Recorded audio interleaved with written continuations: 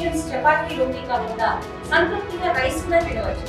Doctor rice, sugar free rice, doctor rice, diabetic rice, sugar పెంచని బియ్యం, doctor rice. ఇచ్చాపురంలో ఏఎస్ఆర్పేట టిట్కో కాలనీని సందర్శించడానికి రావడం జరిగింది. ఎమ్మెల్యే గారు వారి సమీక్షంలో మేము అక్కడ ఉన్న కాలనీలోని ఇళ్ళని పోయి పరిశీలించాం. అక్కడ ఉన్న సమస్యల గురించి తెలుసుకున్నాం. ఇవాళ ఇది మొదటి విజిట్. నేను ఉత్తరాంధ్రలోని మన శ్రీకాకుళం జిల్లాలోని 1-2 టిట్కో కాలనీలు, అలాగే మన్యం జిల్లా, విజయనగరం జిల్లా, విశాఖపట్నం అర్బన్ ఏరియా కింద ఇటువన్నిట్లు కూడా ఒక 7 టిట్కో కాలనీలు 4 రోజుల్లో మనం విజిట్ చేసి ఇక్కడెక్కడ ఏ పరిస్థితుల్లో ఉన్నాయి, క్షేత్రస్థాయిలో కాలనీలో పరిస్థితి ఏంటి, వీటిని మనం ఎంత త్వరితగతిన కంప్లీట్ చేసి లబ్ధిదారులకు ఇవ్వచ్చు అనే సమీక్ష చేసుకోవడానికి, ఇక్కడున్న ప్రజాప్రతినిధులతో మాట్లాడి ఇక్కడున్న సమస్యలు తెలుసుకొని వాటిని మనం ఏ విధంగా ఆ సమస్యలను పరిష్కారం చేయొచ్చు వీటివన్నించి కూడా సమీక్షించడానికి ఇక్కడ రావడం జరిగింది. ఎమ్మెల్యే గారితో అక్కడ పోయి చూసాము.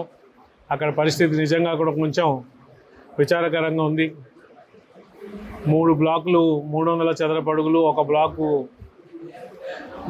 430 చదరపు అడుగులు, మొత్తం 192 ఇళ్ళు ఉన్న దీంట్లో ఒక బ్లాక్ వరకే వెళ్ళగలిగాం. ఆ తర్వాత రోడ్డు కూడా సరిగ్గా లేదు, అడవిలాగా తయారయ్యి నడవలేకపోయాం. సో ఇటువంటివి గమనించి ఖచ్చితంగా కూడా ఎవరైతే గుత్తేదారులు ఉన్నారో, ఇట్లా కన్స్ట్రక్షన్ చేసేవాళ్ళు కానీ లేదు ఇన్ఫ్రాస్ట్రక్చర్ కానీ, వాళ్ళతో కూడా పిలిచి వాళ్ళని మాట్లాడి వాళ్ళ యొక్క కష్టాలు ఎందుకు ఈ విధంగా అయింది అవి కూడా మేము క్షేత్రస్థాయిలో తెలుసుకుంటున్నాం. కాబట్టి వాళ్ళని పిలిచి మాట్లాడి వాళ్ళని త్వరగా ఇవన్నీ క్లియర్ చేసి జంగిల్ క్లియరెన్స్ చేసి వీటిని అంతా కూడా నివాసయోగ్యంగా చేయడానికి చేసే విధంగా స్టెప్స్ తీసుకుంటామని, అలాగే ఈ ప్రభుత్వం కొన్ని టిట్కోకు సంబంధించి నిర్ణయాలు కొన్ని తీసుకుంది. అందులో ముఖ్యమైన నిర్ణయం ఏంటంటే, క్రిందటి ప్రభుత్వం లబ్ధిదారుల దగ్గర వాళ్ళ చేత డౌన్ పేమెంట్ చేయించడమే కాకుండా వాళ్ళ పేర్ల మీద బ్యాంకులో రుణాలు మంజూరు చేయించి వాళ్ళు డ్రా చేసి, కానీ లబ్ధిదారులకి ఇల్లు ఇవ్వకుండా కాలం గడిపేసిన అందరం మనం చూస్తున్నాం. అట్లా 3 ఏళ్ల తర్వాత ఇవాళ మన ప్రభుత్వం వచ్చిన తర్వాత ఈ బ్యాంకులు పాపం ఎవరికైతే రుణాలు ఇచ్చారో వాళ్ళ దగ్గరికి వెళ్ళి మీరు ఈఎంఐలు కట్టండి అంటే వాళ్ళు కుయ్యో మరో అని చెప్పి ప్రజాప్రతినిధుల దగ్గరకు వస్తున్నారు. మేము ఎక్కడన్నా ఈ టిట్కో కాలనీస్ని సందర్శించడానికి పోతే అక్కడ వచ్చి రిప్రజెంటేషన్స్ ఇస్తుంటే దీని మీద అసెంబ్లీలో చర్చ కూడా జరిగింది. దాదాపు ఒక సగం రోజు చర్చ.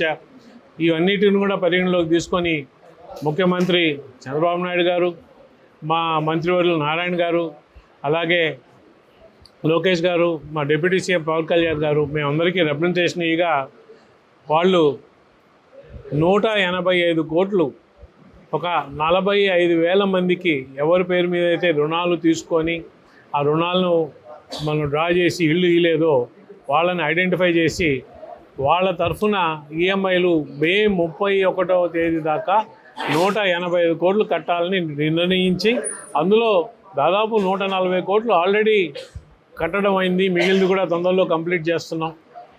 ఇదే కాకుండా ఈ 365, 430 చదరపు అడుగుల ఇల్లు దాదాపు ఒక 70,000 దాకా ఇంకా కంప్లీట్ అవ్వాల్సి ఉన్నాయి.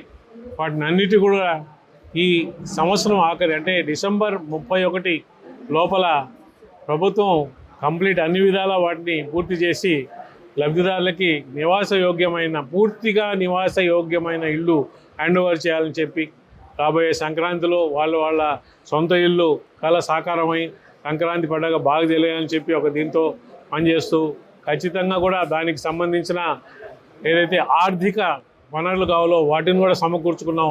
తొందరలోనే పనులు మొదలవుతాయి. ఇంకా రాబోయే 10-15 రోజుల లోపలే పనులు మొదలయ్యి ఈ డిసెంబర్ 2కి మొత్తం పూర్తి చేస్తామని చెప్పి పత్రికా సమావేశంగా సమక్షంలో అందరికీ చెప్పుకుంటున్నాం. సో ఈ విధంగా ఈ ప్రభుత్వం టిట్కో ఇళ్ల మీద మనసు పెట్టి ఇవన్నీ కూడా అందరికీ మంచి ఆహ్లాదమైన వాతావరణంలో అప్పుడు ఎట్టయితే మనం మొదట 2014-19లో ఊహించామో వాటిని కంప్లీట్ చేసి అందరికీ ఇచ్చే విధంగా ప్రభుత్వం ఆ దిశను నడుస్తున్నాయని చెప్పుకుంటూ థ్యాంక్ యూ వెరీ మచ్ అండి. తెలుగులో ఫాస్టెస్ట్ న్యూస్ యాప్ ఇప్పుడు కొత్త అవతారంలో 5 సెకండ్లోనే పూర్తి వార్తా సమాచారం మీ చేతిలో.